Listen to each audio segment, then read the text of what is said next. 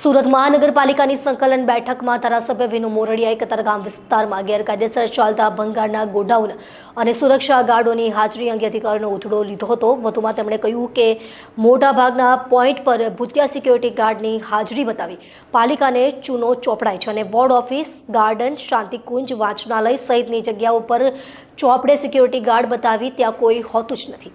સુરત મહાનગરપાલિકાની સંકલન બેઠકમાં માત્ર 3 ધારાસભ્યો પૂર્ણેશ મોદી, વિનુ મોરડિયા અને મનુ પટેલ હાજર રહ્યા હતા। આ બેઠકમાં વિનુ મોરડિયાએ કતારગામ વિસ્તારમાં ગેરકાયદે ડોમ ચાલતા ભંગારવાળાના ન્યુસન્સ અને સુરક્ષા ગાર્ડોની હાજરી અંગે ઉગ્ર રજૂઆતો કરી હતી। ધારાસભ્ય વિનુ મોરડિયાએ કતારગામ ઝોનમાં ગેરકાયદેસર ભંગારના ગોડાઉનો હટાવવાની મોટી કાર્યવાહી અંગે પ્રશ્ન ઉઠાવ્યો। ઝોન અધિકારીઓએ જવાબ આપ્યો કે ગેરકાયદેસર ડોમ હટાવવા નોટિસ આપવામાં આવી છે અને ટૂંક સમયમાં ભંગાર ગોડાઉનો દૂર કરવામાં આવશે। આ જવાબથી મોરડિયા સંતુષ્ટ થયા ન હતા અને તેઓ અધિકારીઓ સામે ઉકળ્યા હતા। તેમણે સવાલ કર્યો કે રહેણાંક મિલકતોમાં ડિમોલિશન કે સીલ કરતા નોટિસ આપવામાં આવતી નથી તો ભંગાર ગોડાઉનો માટે નોટિસ શા માટે? અમારે ત્યાં આગળ 5 વર્ષ પહેલાં અંદાજિત એક ઘટના એવી બની હતી કે બહારથી કોઈ આવેલા વ્યક્તિ તેના આ પ્રકારનો ધંધો કરતી હતી અને એને એક નાબાલિગ દીકરીને ફસાવીને ત્યાં લઈ ગયા હતા અને એને અહીંની સુરત પોલીસ 48 કલાકની અંદર શોધીને એ જંગલ વિસ્તારમાંથી શોધીને લાવી હતી અને ત્યારે બહુ ગંભીર રીતે એ મુદ્દો અમે એ જોયો છે। એટલે ફરીથી કોઈ એવી ઘટના ન બને અને અજાણી વ્યક્તિઓ રેશનલ વિસ્તારમાં પ્રવેશ ન કરે અને એનાથી લારીવાળા હોય એનીથી રેકી કરતા હોય છે વિસ્તારમાં।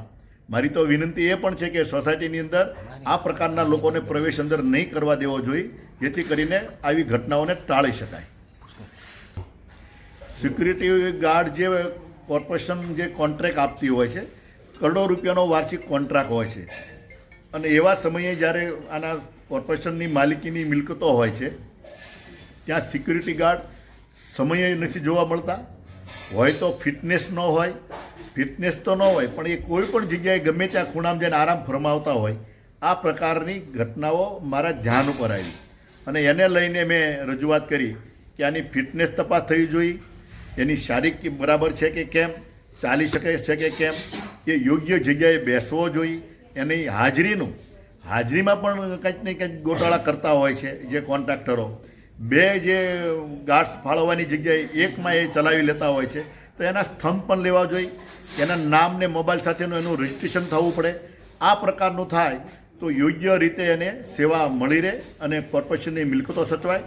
વાંચનાલય, આંગણવાડી હોય એમાં પણ બેન દીકરીઓ, નાના બાળકોની સલામતી જળવાય એ માટે થઈને આ કાર્યવાહી કરવી જોઈએ।